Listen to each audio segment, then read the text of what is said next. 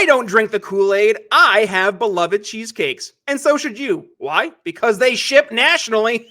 Yeah, let's talk about that. Instead of focusing on winning arguments, we're teaching the basic fundamentals of sales and marketing and how we can use them to win in the world of politics, teaching you how to meet people where they're at on the issues they care about. Welcome to The Brian Nichols Show.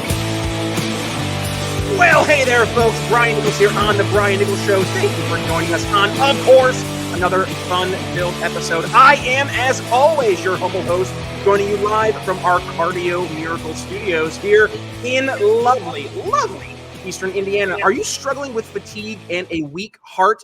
Well, Cardio Miracle is your solution with special ingredients that help increase nitric oxide. It will improve your heart circulation and function. And with added benefits like better energy and sleep, you got to try Cardio Miracle now. So head to briannicholsshow.com/heart, or you can go right to the show notes or the video description. Click the link. It'll bring you over to Cardio Miracle, where if you use code TBNS at checkout, you will get 15% off your order. And folks, you quite literally have nothing to lose except for those sleepless nights, the lack of energy, because yes, there is a 100% money back guarantee. So join the tens of thousands of other folks who have started to improve their heart health by heading to briannicholsshow.com/heart. Start your heart health journey today and use code TBNS at checkout for 15% off your order. Or maybe cheesecakes are kind of in your realm, which if that's the case, do I have an episode for you today, because returning to the show, Jen Brusa, formerly Jen Jacobson from Beloved Cheesecakes. Welcome back to the Brian Nichols Show. Thank you for having me, Brian. Good to have you back on the show, Jen. I gotta confess, it's been very hard not to have a Freudian slip being from Philadelphia for 7 years. Cheesecakes, cheesesteaks. I'm like right there on the edge, but no. Cheesecakes, Beloved Cheesecakes. Looking forward to having you back on the show and discussing all the great stuff you're doing, helping bring not just some awesome food options to the liberty lovers out there, but also you're fighting the good fight as it pertains to the cultural battle out in the West Coast. So, Jen, for the folks who didn't get to check your last appearance here in the Brian Nichols Show, do us a favor, reintroduce yourself, and of course, tell us about Beloved Cheesecakes. Okay. Well, I started Beloved Cheesecakes. First of all, I'll just let everyone know that I'm out here in Oregon, and the armpit of hell is what we call it. But I opened my shop up in 2019, August 2019, 8 months before the lockdown, and then everything was going great. Then the lockdown happened, and at that time, I was the sole parent to 3 boys, and I'm essential to them, so I chose to stay open. And at that time, I was in a small little town in Oregon called Silverton, and they did not like that I chose to stay open. I got some backlash, but it's God's business. He provided for it, and we ended up on Fox and Friends, not purposely. It was unintentionally, but just because of my stance. And now I have grown. It's been 4 years, and I just moved into a much bigger location in Albany, Oregon, and it's been going fantastic.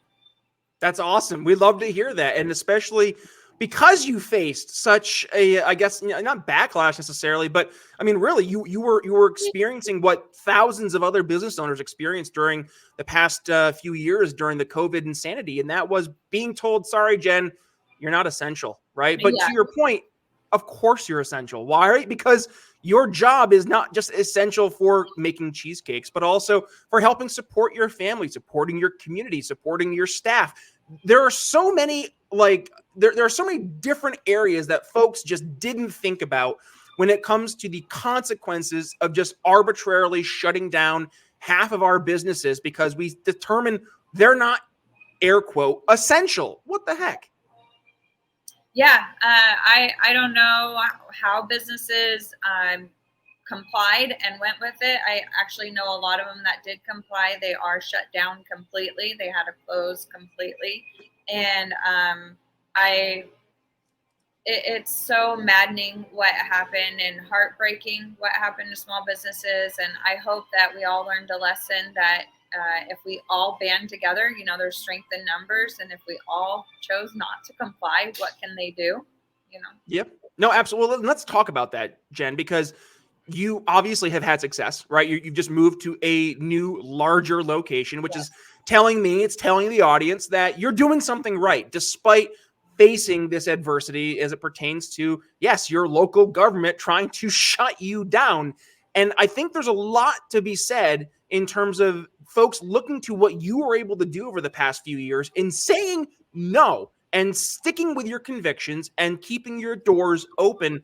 There's a lot that folks can take away from that. What's been your experience as being a business owner who did stand up to the government and say, nah? Well, I mean, it's been a ride for sure, and it hasn't been easy, but I have a sign in my shop that says, if you don't stand for something, you'll fall for anything. And I don't know who that quote belongs to, but it's really the truth. And so taking that stand and standing on our constitutional rights, it's opened doors for me in ways that I wouldn't have even thought. And like I said, I was on Fox and Friends. I've had Kirk Cameron come in my shop. I tour with the Reawaken America tour. I mean, all these opportunities presented themselves, but I really hope that people have learned not to succumb to that. It's our society is so concerned with their social acceptance and being that social approval and following the masses, I guess. I don't quite understand it, to be honest. And who was I listening to the other day? It was a really powerful message, just talking about how you have to, it was Tucker Carlson, and he was talking about how you have to get to a place where you don't care what people think. And the only people that you do care are those in your inner circle, which would be your family, your kids, your spouse, your kids, maybe your whatever your core group, but that's it. And you don't care about anyone else's opinion. And that is so powerful, because that's where I've stood this whole time. Yeah, I just had this conversation yesterday with Olivia Rondeau on the show, and we were digging into how we've gone from this idea of like social justice and the word justice being used very loosely to now it's like social death, right? If you don't toe the line, not only will you be canceled, not only will you be ostracized, many folks will try to destroy you. So there is no room for redemption. There is no redemption arc. Nothing like that is allowed anymore. And yet, to your point, and I just want to reemphasize this, if you put the blinders on and you tune out the nonsense, right? Because, and going back to what we talked about on our last show with Olivia, we weren't, as human beings, meant to communicate one to millions and then subsequently have millions to one communicating to us. It messes with our head. It makes us feel that we are, a drop in the ocean versus having a real strong role in our communities and in our families. And when you go down to what actually matters, it is the local community. It is your family. It is that core group of friends. So, Jen, I would love to hear, what was the experience for you when you're talking about that close group of friends, family, and community that truly matter? I mean, what was that like, having to go from a world where we do look for a lot of the outside validation, right? Looking to the masses for our support, but realizing that really it does come down to this core group of individuals who really matter. Absolutely. Well, I mean, I'm grateful that I have a core group around me that are like-minded, but it was definitely being the Lone Ranger in the town that I was in, because I was the only business that did stay open and didn't comply and didn't require masks and let people dine in. And I was prior to COVID, the whole town, they loved me. They loved Beloved Cheesecakes. Everyone loves an underdog story, and I was an underdog, and I was succeeding and overcoming. And so everyone was rallying around this, sole parent to 3 boys and doing it. And then boom, everyone's closing doors and I stay open. And I'm really grateful. I went through a really hard challenge in 2009, 2010, and that really stripped me of that social approval. And I realized that was an idol before me, was seeking human approval. And so that got torn down. which prepared me for such a time as this. So I wasn't looking for any man's approval. I was looking for one approval, and that was Jesus Christ. And basically, I told God, you're going to have to audibly tell me to put on a mask. You're going to have to come and audibly tell me to close my doors. And that's the only thing, is I'm going to obey you over man. And he never told me that. So, and I'm really grateful for the support that I had of the few that were around me. But I don't know if I have any, big words of wisdom or anything like that. But I just, if you can get over caring what people think and really putting your approval from one person, which me, I prefer that to be God, your life will, you'll be so much freer. You're not going to care, and you're not going to get, not that things don't come at you and stab at you or, try to get you down. But at the end of the day, you can go back right to, well, God, I'm looking for your approval, not man. And you have your 3 kids, right? And I'm sure it must be hard for you seeing their world in just, the world of Gen Z nowadays. Everything is online, right? So how do you help them balance what really matters versus what their generation is telling them that matters? Yeah, I'm really grateful. I have some pretty amazing boys. And I think because of what we've gone through, I came out of a domestic violence situation almost 9 years ago. My boys, we went through hell. And then they started Beloved Cheesecakes with me. So I would say that they're my driving force. They were the eye opener for me, because they were listening to Charlie Kirk before I was. And they're like, Mom, you got to listen to this guy. And so they're not your normal, typical Gen Zers. They actually are very bold themselves. And my oldest son, who's 21, he really got a lot of flack because he was in a program, a mission. I won't name the name of it, but he was doing mission work, and he was so strong in, his belief of this is wrong, what is happening. And he was being told that he's not being compassionate. He's not being loving. And he's just like, no, this is not right. You read your Bible, people, so yeah. Well, how did you get 3 boys who are so willing to look at their generation and say, this is insane, right? Because frankly, Jen, that's the exception to the rule, it seems. So yeah. You obviously are doing something right. And I would dare to guess that probably has something to do with having some guiding light that you're referring back to. And in this case, it's more likely than not your relationship with Jesus Christ and God. Do you think that your boys are kind of basing their moral and philosophical compass on that, or something else? I definitely, they all have a relationship with God, so I'm sure it's that. But one thing I did as a parent, I'm an old school parent. I spanked, I had discipline, there were consequences. My kids had chores. They had to buy their own, if they wanted something special, they had to save and buy for it, purchase it.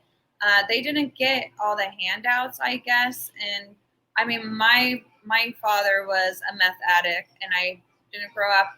My mom wasn't in my life, and I have no siblings. So I was raised really, really rough. And I could tell you a lot of stories.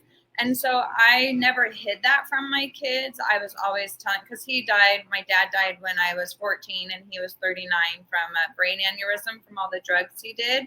And so I would tell my kids, look, this is what reality is. When people they're trying to fill a void, they'll go to drugs, they'll go to alcohol. You're being robbed of having a grandpa because, drugs destroyed his life and he chose that path. And so I didn't hide. I didn't shelter my kids so much, I guess.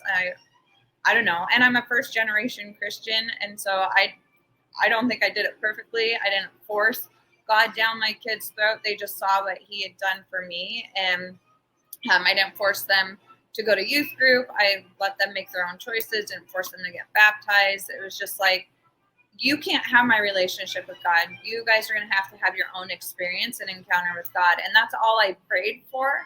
And God's been faithful, and he's encountered each of them in their own unique way.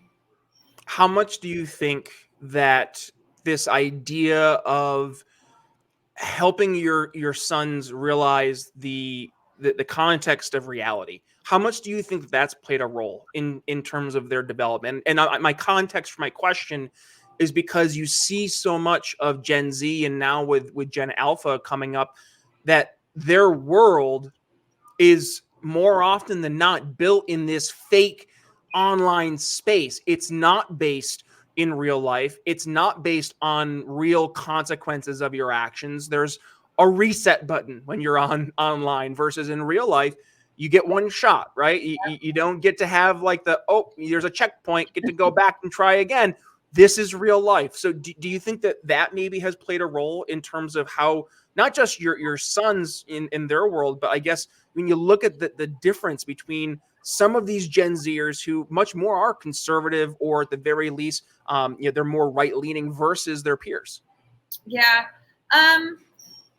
I don't know how my kids ended up that way. I mean, I do think when you go through the school of hard knocks and you don't have everything handed to you, I will say in my core group of moms, because I was a stay-at-home mom with my boys, I was the only one. I think there was one other mom that was like me, where she disciplined her kids and she had chores for them.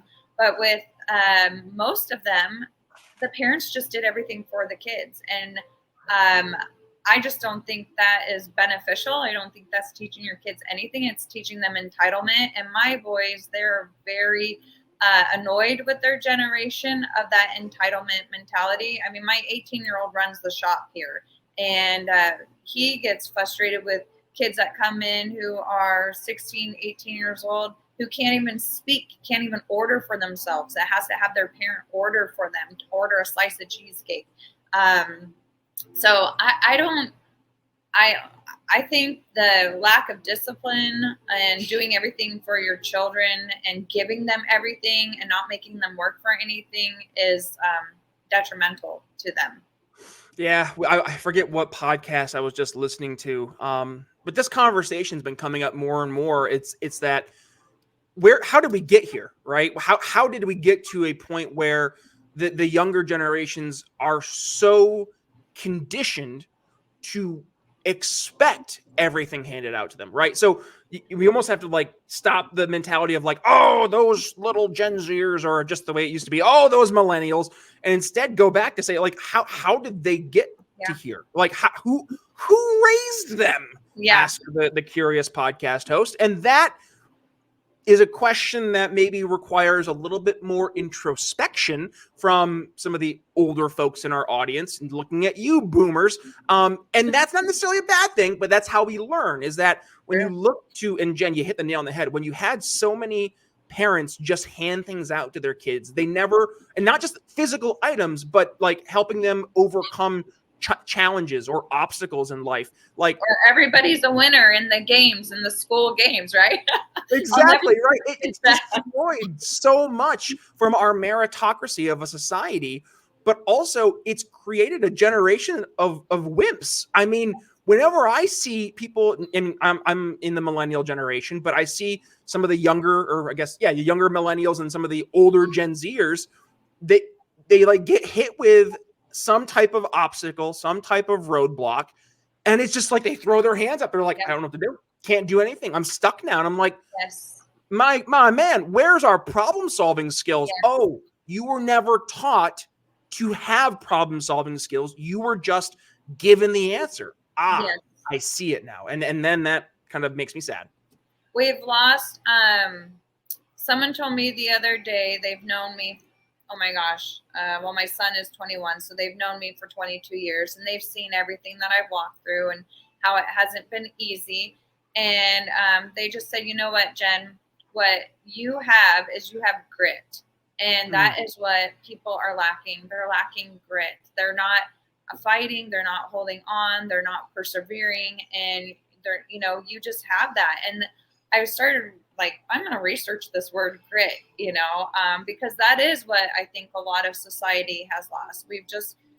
I can tell you stories with employees. I want to do a business comedy hour sometime, because I had this one person working for me, and then it wasn't going well. She went home sick one day. And so I was like, you know what, just don't bother coming in tomorrow. And then the next week it was, do you do predictability pay? And I was like, I've never even heard of what predictability pay is. And she's like, oh, obviously not then. And so she said, I was like, well, can you explain what that is? And she's like, oh, well, when you're on this schedule and then you told me that I didn't need to come in that day. And so she wanted to be paid for that. So it's an interesting time that we're in, but it's that grit, and I do have grit. I'm just kind of stuck on this predictability pay. That's a thing? Yeah. Jeez. Okay. Well, that would have been nice to know back when I was younger, having an hourly job. Right? No, I'm just teasing. Well, and right there, Jen, right? Like the grit side of things, that the tenacity that has been just completely lost in our society. I mean, as soon as the going gets tough, everybody seems to get going. And it's like, where are we going? Oh, straight off a cliff. Great. That's wonderful. But when you look at how strong, prosperous societies form, it is through grit. It is through tenacity. It is through overcoming adversity.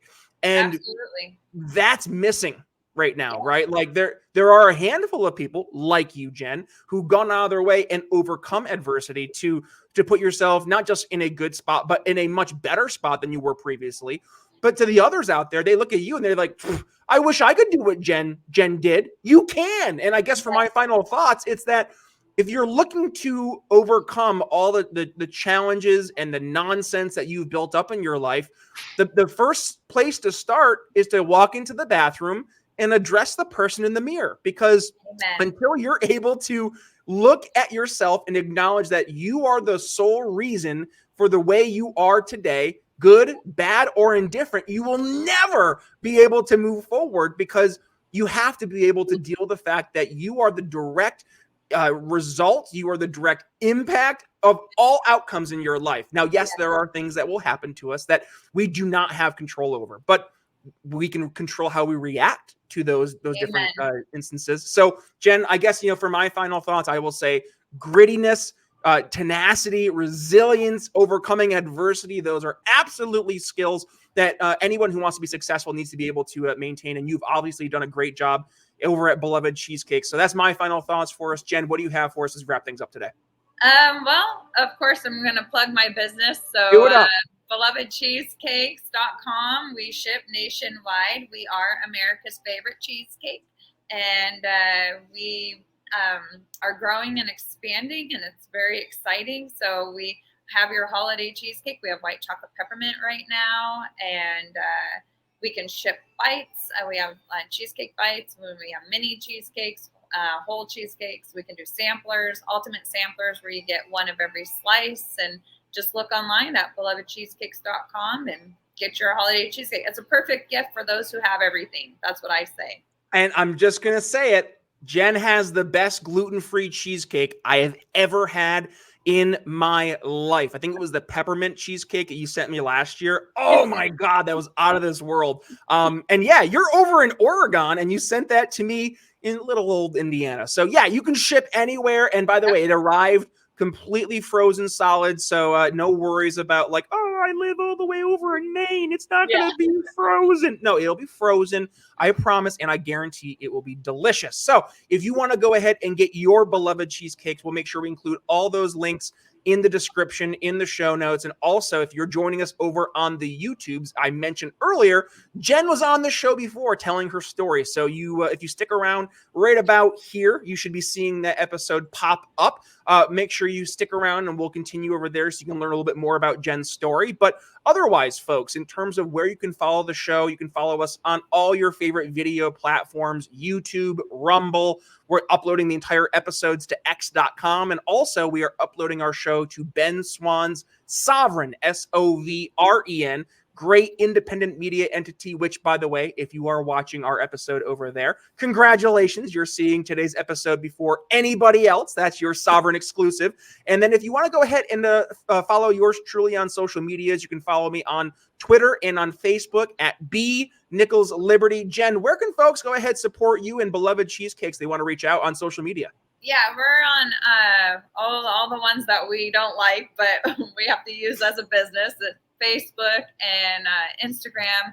We are on Truth Social, and I need to make a Twitter account. That's for sure. X.com. He's doing great work over there, Mr. Elon Musk. Yes, and now he lets us upload like full video episodes there. So that's pretty cool. Darn cool. Yeah, very cool. So go ahead, support Jen. We'll make sure we include those links in the show notes as well. And then one final thing, if you're looking for the podcast version of the show, you can find us anywhere you consume your podcast content, YouTube Music, that is, Spotify, Apple Podcasts, truly anywhere. Just hit that subscribe button, hit that little notification bell, and of course, download all unplayed episodes. We have ballpark like 800 total episodes for you to go back through our content library and consume. So I guarantee you're going to find at least a handful of episodes that you will enjoy, and I promise will leave you educated, enlightened, and informed. And one last plug, folks. Do you want to win one of our Don't Hurt People, Don't Take People's Stuff bumper stickers? Of course you do. Head over to BrianNicholsShow.com and leave a 5-star rating and review. Once you do,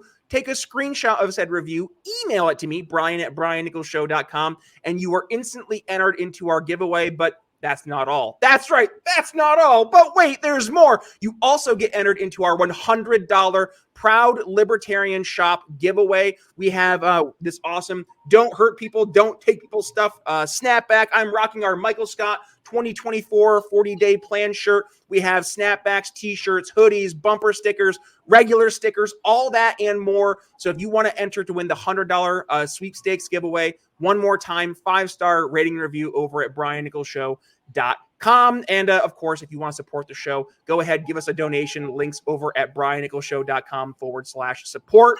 That's all I have for you today. Jen, any final words for the audience as we wrap things up? I'm just going to say Merry Christmas, everyone. And thank you, Brian, for having me.